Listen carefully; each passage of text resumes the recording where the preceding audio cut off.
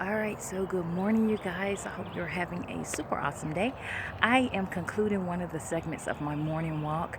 I try, of course, to do 8 miles a day, and I've already completed four, almost five, I believe. And so I want to share a quick revelation with you guys that I actually gained today on my walk. And so I'm going to do a quick span right quick so you guys can see the trees that I'm actually going to reference, and then I'm going to swap back so you can see me. So let me make sure that I do this right so that you can see.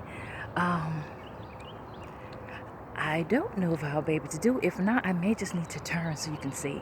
So if you will look here over my shoulder, you will see this particular tree, this tree here, and he's in a line of other trees that are really plush and beautiful.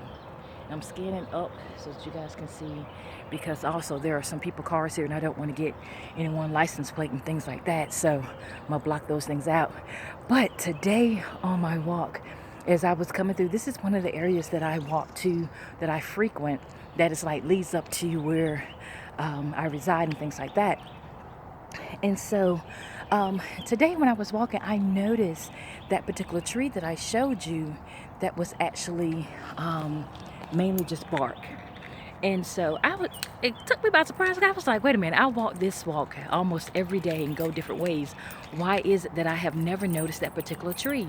Like, why doesn't have anything on it? Like, I've gone through here several times, different seasons and things like that, and I've never seen that particular tree didn't have any leaves. And so I am of a firm belief that everything in your life is regulatory, that you can find revelation pretty much in everything, and it can give you wisdom sometimes in ways that you probably wouldn't have been able to grasp, because sometimes we are too smart for our own good and we don't want to comprehend certain things, but it could be told to us in a different form and we gain understanding. So, and when I saw the tree, I just began to think like, wow, why was this tree like this? How long has it been like this that I haven't noticed it? Because I'm a very observant person by nature.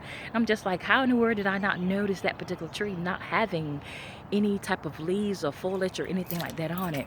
And so, of course, I started thinking like, wow, what does that relate to me as, and what does it mean? So, of course, one of the first things come to your mind, of course, is like, okay, Christ died on the tree, and we know that it said, "Cursed is the man that died on the tree." But I was like, too, for sure, this tree isn't cursed. Like, yeah, like who would curse it and why, you know? So I was like, nah, maybe not that. And then my mind went to, of course, the fig tree parable.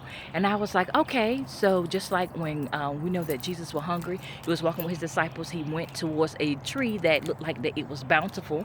But when he got there, realized that it was just like false hope, that there was nothing there but just leaves. And so he cursed it. And the next day when they came through, it was dried up from its roots. So I thought about that. But then the next thought came to me was that of barrenness. And I was like, wow, isn't that amazing how things around you can be flourishing, but yet you can be in a barren state? And so I started thinking about all the people who were barren for one period or another, that some actually did produce fruit, some did not, and things like that. So I was like, well, how does that relate to today? Like, why is it so significant for me today?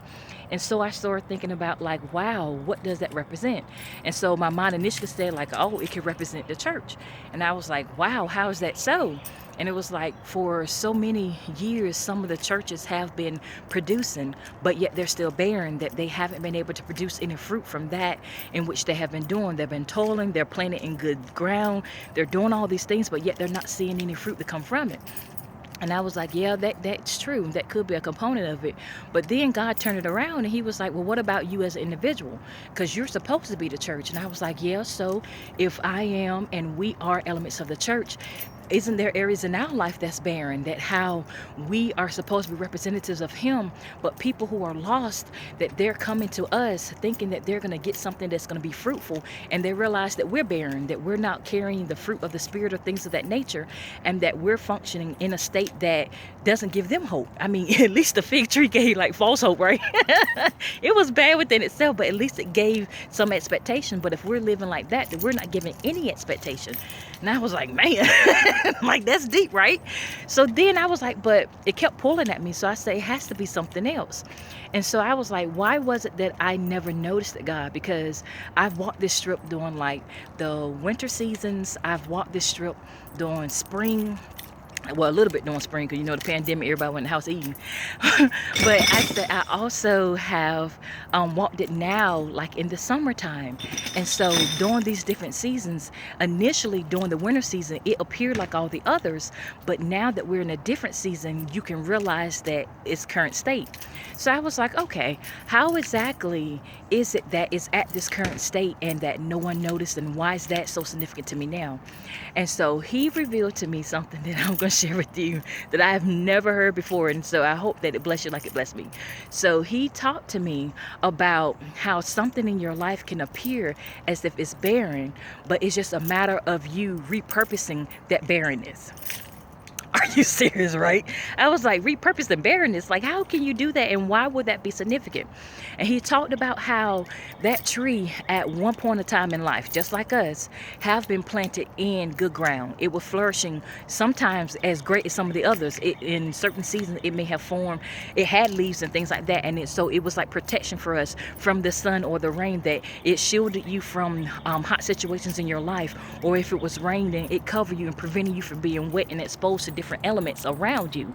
And then at other seasons of your life it serves different purposes, but now that you're in the season that you're in, it appears as if it is barren. But he said that you don't necessarily have to uproot it in the mindset that we may think, because sometimes we're of the mindset like, if it ain't working, just throw it away, just get rid of it. But he's like, no, you don't necessarily have to get rid of it, but you do have to repurpose it so that it would still be fruitful during this time in your season. And so what has come to me was like, I don't really know like what season everybody is in, but you may have noticed that there's an area of barrenness in your life. It could be that you feel like that everyone around you is flourishing and you're not producing like you want to, or that it's producing but it's such small levels of fruit that it seems like it's taking more toil to actually get things from it. And so you're just like, I'm ready to throw in the towel, I'm just done, I don't want to deal with it anymore. But he said that sometimes you have to repurpose that particular barrenness.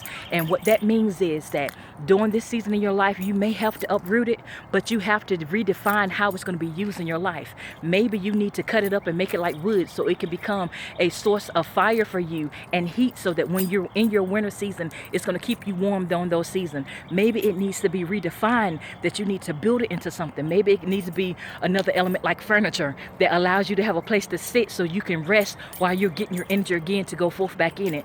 Or maybe it needs to become a whole nother entity altogether and become like paper, so that it could be the element that you use to write your vision and make it plain.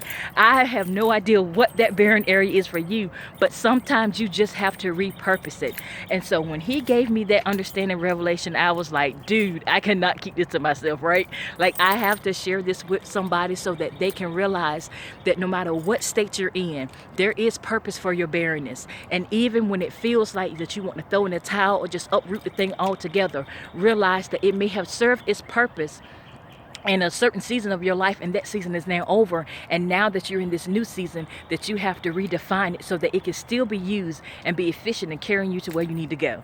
So I don't know who that is for. I think it's for all of us for some degree, but I just want to share that with you and to let you know that God indeed is speaking to his people, and he's making sure that we can understand that there's revelation in everything. We just have to be mindful and willing to listen so that he can share his insight with us that can make us stronger and better.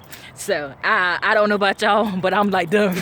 I'm done for the day with it, and I am going to go ahead and finish the rest of my walk. But I just want to record that here where I am so that you guys can see it and let it be a point of reference to you, so the next time you see a barren tree, may that rise up within you to let you know that sometimes your barrenness doesn't mean that it's time to uproot something or that it's time to throw in a towel. It just means that you have to repurpose it.